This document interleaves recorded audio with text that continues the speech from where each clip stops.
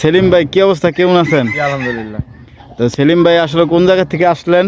মানিকগঞ্জ সদর। মানিকগঞ্জ সদর থেকে সেলিম ভাই আসছে মুরগি নেওয়ার জন্য। ফেন্সি মুরগি কি মুরগি নিলেন সেলিম ভাই? ভাই এখানে মুরগি আছে জাপানিজ বেনথাম, তারপরে সিলভার সেট ব্রাইড, এটার মধ্যে আছে সিল্কি, সরি এটার মধ্যে আছে ব্রাহ্মা। ব্রাহ্ম আছে, সিল্কি, আর এখানে কুচিং। কুচিং আছে।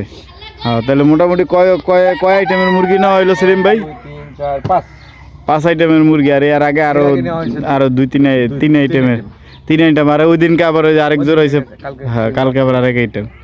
যাই হোক, তারপরে খামার ঘুরলেন, কিরকম লাগলো? আলহামদুলিল্লাহ, ভালো লাগছে না ভাই? আলহামদুলিল্লাহ। ওকে, ইনশাল্লাহ তাহলে সুস্থভাবে যান। ঠিক আছে, দোয়া করি আপনার খামার বড় হোক ইনশাল্লাহ। সবাই দোয়া করবেন ভাই লেগা, যাতে ভাই খামারটা বড় হয়।